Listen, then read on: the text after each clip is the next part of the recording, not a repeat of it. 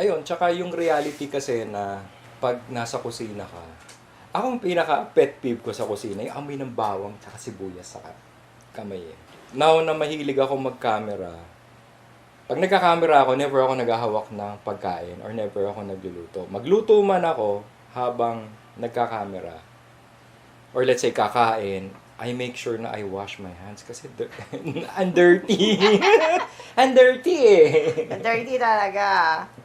Tsaka yung yung singaw ng, for some reason, lalo na kung maliit yung kusina, yung singaw ng ginisa or something. Paglabas mo, amoy ko yung ulam. Amoy na amoy. Lalo na kung gagaling ka sa palengke. From palengke, madumi na, magulo, maputik. Then, diretso ka sa kitchen, magpa-prepare ka. After nun, magluluto. After nun, ikaw rin magliligpit lahat. So, it's a dirty job. Oo nga eh. It's far from the glamour or the perceived glamour ng Michelin star na kitchen. Parang, para sa akin, pantasya yun eh. Actually, behind the scenes, sobrang stressful nung environment na gano'n eh. You know, we always see success stories, maraming na-feature na lalo na post 2020 yung mga nag-operate sila 2019, dumating ang 2020, tapos ni-revive nila yung businesses nila. Yung stories of resilience despite the challenges of that particular time frame. Nakaka-inspire, pero again, ang iniiwasan ko for this particular feature is to commercialize it. I mean, it would be nice to make money out of it. In all honesty. Yes. Diba? Kailangan natin ng panggasto sa production. Yuhu! Maglalagay ako ng QR code. Sa labi, ay. Paki-scan na lang po yung QR code. Well, reality yan eh. That's the dirty reality. That's the ugly truth of things. Ang observation ko kasi sa mga current na cooking show is natural siyang avenue for commercialism eh. Like ang daming cooking products, condiments, whether liquid or whatever, ang daming produkto na pwedeng. Ako as a viewer, yung mga pinapanood ko na the usual, tinuray. Ayun ang mahirap eh. Kaakibat na ng isang cooking show ang merong major sponsor na usually food product. Oo. So for me, anything that's commercialized or intended for some sort of monetary gain, well, wala na tayong pakialam dun eh. Buhay nila yun eh, di ba? Kaya lang, syempre, ang may isip ko lang, nagbebenta ng produkto ito or something. So, nawa-water down yung pinakadiwa ng show na yon. Inadvertently, most likely makakakita sila sa atin ng produkto. Pero, take note, hindi namin binibenta yon. Yeah. Sana may mag-sponsor, pero suntok sa buwan yon. For now, you know, hindi muna namin concern yung ganon. But that's my point. Ang mga vloggers ngayon, pupunta sila sa isang restaurant. Para meron silang free meal. Yes. Diba? Pero yung nag-iisang free meal na binigay sa kanila will translate to mega sales for that particular establishment. Kaya hindi ko binalak for the Dirty Kitchen na mag-feature ng mga mainstream. Kumbaga, ang term ko nga eh, nangangapit bahay ka lang. Makakatok ka lang ng ano ulam? Ano ulam nyo? Ganon. Ano ulam nyo? Di ba? Ganon lang kasimple ang concept natin. But along the wayside, Kumbaga, nagkukwentuhan tayo over a meal. Yes. Hindi yung ganito magluto ng something. It's probably not going to be that way. Yeah. Well, that's how I see it. Anyway. Mm-mm. Ikaw, what are your thoughts on the... Isa lang naman ang advocacy ko when it comes to cooking. Everyone can cook. Hindi excuse sa akin na hindi kasi ako marunong magluto.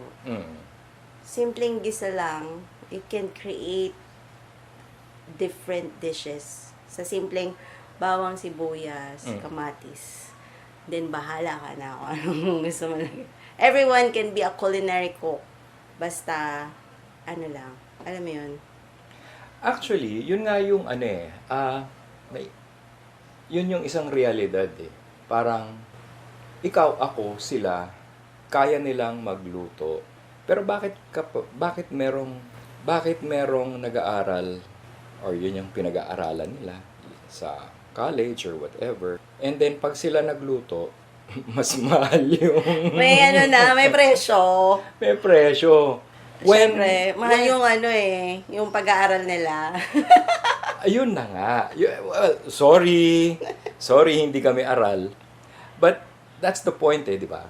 Halimbawa, isang chef, okay, nag-aral sa Paris or nagtrabaho sa New York in a Michelin star restaurant versus taga-karinderya. 'Di ba? Ang point dito is saan ka nag-enjoy? Kung masarap ba yung niluto, 'di ba? Yun lang naman ang bottom line. Nabusog ka ba? yun yung point. That's why I agree sa sinasabi mo na anyone can cook. Kasi what we're looking at is the bottom line. Nabusog ka ba?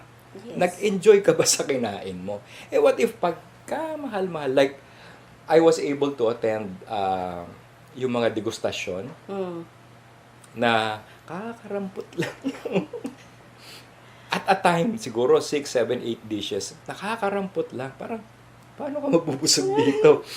Ano to, di ba? Pero, parang, andun yung sarap. Yes. Okay, sige, andun yung sarap. Pero busog ka ba? True.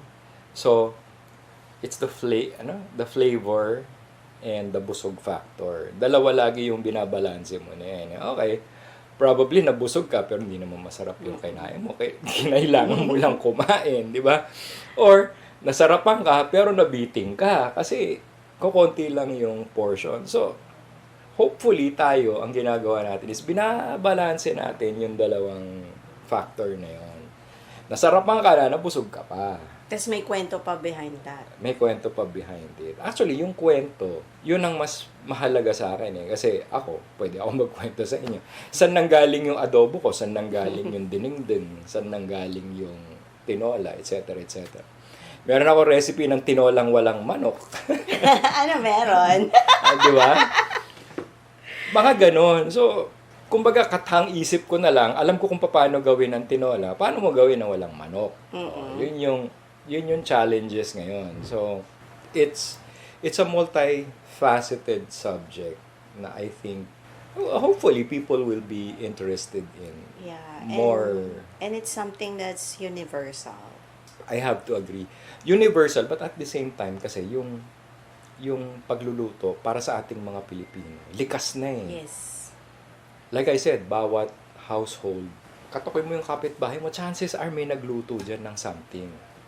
Whether piniritong itlog lang yan, ginisang sardinas, or mechado, morcon, spaghetti, pansit, di ba? Meron silang ibibigay sa'yo. Meron silang ibubuga sa'yo. True. Talking about the food itself, ano naman yung gusto mong ikwento tungkol sa lulutuin mo?